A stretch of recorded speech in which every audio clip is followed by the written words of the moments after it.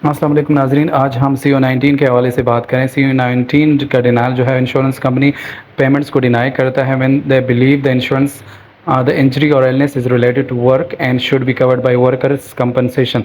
Insurance claim को deny करता है और इंश्योरेंस कहता है कि ये वर्क से रिलेटेड इलनेस है, इंजरी है और इस सर्विस को या इंजरी को वर्कर्स कंपनसेशन की जो इंश्योरेंस है वो कवर करेगी। तो ये डिनायल जो है वो ये कोड जब भी आपको मौसूल होता है CO-19 या डिनाई कोड 19, तो आपको अंडरस्टैंड होना चाहिए कि इंश्योरेंस ने वर्कर्स कंपनसेशन के लिए डिनाई किया। आपको वर्कर कंपनसेशन को क्लेम सबमिट करना चाहिए। इसको एड्रेस करने के लिए हमें क्या करना चाहिए? Verify the accuracy of the patient insurance information. हमें पेशेंट के इंश्योरेंस इन्फॉर्मेशन की एक्यूरेसी को देखना है। Ensure that the patient insurance details including the workers compensation carrier are correctly enter into the system. जो वर्कर काम की इंश्योरेंस है वो करेक्टली एंटर हुई है हमारे पास सिस्टम की, उसकी पॉलिसी नंबर है, उसका केस नंबर है, वो तमाम द डिटेल सही होना चाहिए। रिव्यू द डॉक्यूमेंटेशन को रिव्यू करना है। Examine the patient medical records and ensure all the necessary documents related to workers related injury और illness is complete and accurate. जो इन्फॉर्मेशन हमारे पास मौसूल होती है और जो इंजरी से रिलेटेड है वो कम्प्लीटली एंटर होना चाहिए, वो कम्प्लीटली डॉक्यूमेंट फॉर्म में होना चाहिए और फिजिशियंस की जो डिटेल है या जो डायग्नोस्टिक कोड है वो सही तरीके से एंटर होनी चाहिए। थर्ड नंबर है सबमिट अ क्लीन क्लेम। जब आपके पास डिनाई आता है तो आपने क्लीन क्लेम सबमिट करना है। Prepare and submit a clean claim to the worker compensation carrier. Ensure that all the required fields are completely accurately including the appropriate diagnostic and procedure code related to workers related injury or illnesses। आप जो है clean claim submit करेंगे correct diagnostic और CPT code के साथ। इसके बाद fourth number पे है इंक्लूड सपोर्टिंग डॉक्यूमेंट्स।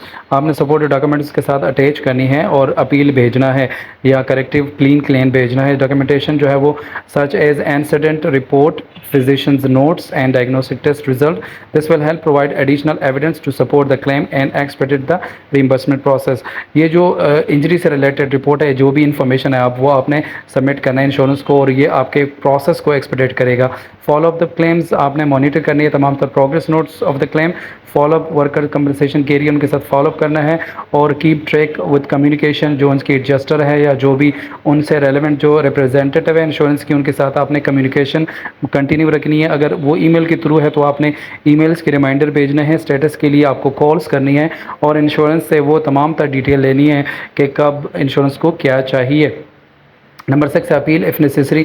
जब ज़रूरत पड़े तो आपने अपील करनी है। द क्लेम इज़ डिनाइड और not reimbursed in full, consider appealing the decision. Gather additional supporting documents और evidence that may strengthen the case and submit an appeal to the workers compensation career.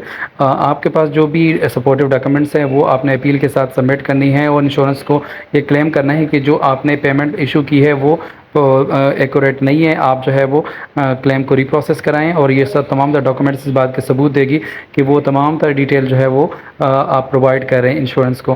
फिर उसके बाद ये एक चीज़ remember करनी है, each insurance career में have specific requirement and process for handling worker compensation claim. It is essential to familiarize yourself with the carrier guidelines and policies to ensure a smooth and different resolution of the claim। Her insurance की अपनी policy होती है, guidelines होती है। Claim को process करने के लिए हमें वो चीज़ का पता होना चाहिए, जानकारी होनी चाहिए और उनको गाइडलाइंस को फॉलो करने की ज़रूरत है। नाज़रीन, हमारे चैनल को सब्सक्राइब करें और हमारे बाकी जो है वीडियोज़ उनको भी देखें। तब तक के लिए इजाज़त चाहिए। अल्लाह निगहबान।